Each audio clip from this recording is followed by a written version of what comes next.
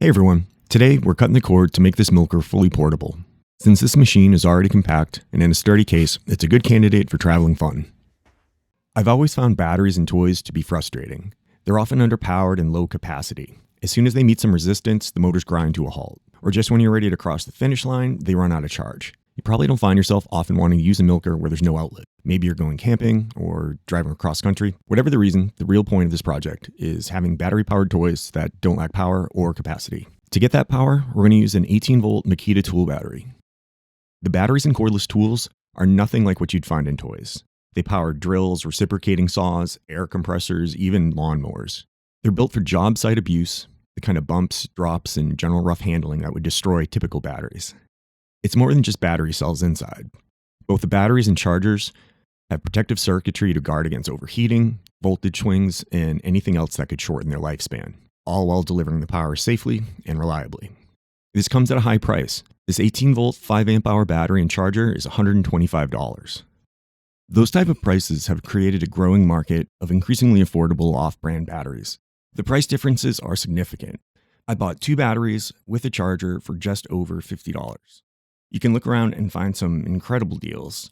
I was shopping for a car buffer and found one that comes with 2 Makita-compatible 21-volt batteries for $55 with a charger. I can't say these cheaper batteries don't come with any additional risk. Makita clearly wants to keep customers loyal to their ecosystem. Off-brand or not, one mitigation is to use the charger that came with the batteries. There's no question that Makita batteries are very high quality. I expect these off-brand batteries to last 3 to 5 years. My Makita kit is 15 years old, and only last year did one of the batteries lose a significant amount of capacity.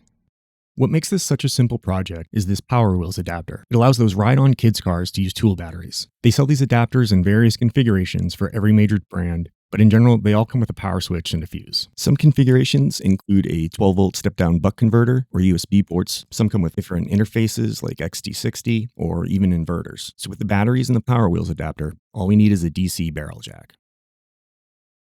There are a few different ways to replace the power source of a machine with a battery. The cleanest solution would be to mount the battery in the case, then the leads from the battery would connect to the inside of the power jack. But that has a risk for the battery to be hooked up at the same time it's connected to an external power source. It's actually fairly easy to protect against with a pair of Schottky diodes. For now, we're keeping this as simple as possible. All we're going to do is attach the DC barrel jack to the cables coming off the adapter. The wiring for this guy is a little different. I wanted to be able to have the controller power on without powering on the driver. That allows me to make changes on the controller without worrying about damaging the driver or motor.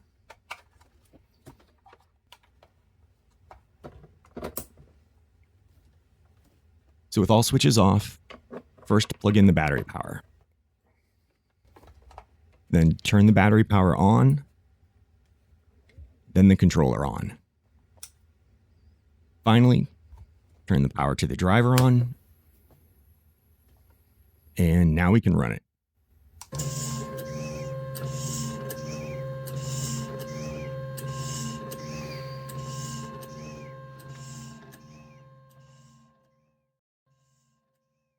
I did 2 runs. I set it at 20 RPMs.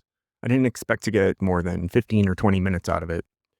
Both lasted approximately 1 hour and 50 minutes. Steppers use more power at faster speeds and tend to be fairly consistent regardless of load. A major benefit to using steppers with batteries is the drivers accept a wide range of input voltages. This $10 TB6600 accepts anything from 9 to 42 volts.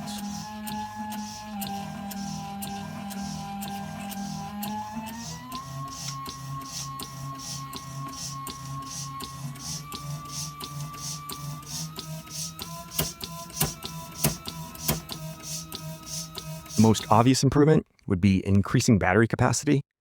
It is easy and much cheaper to wire batteries in parallel versus buying a single large capacity battery. Wiring 2 6-amp-hour batteries in parallel gets you 12 amp hours for about $30. If you don't want to wire them yourself, and especially if you want the batteries outside of a case, this adapter has 2 ports and a switch to select between doubling the voltage or capacity. It includes an XT60 14-gauge cable, and it's under $30.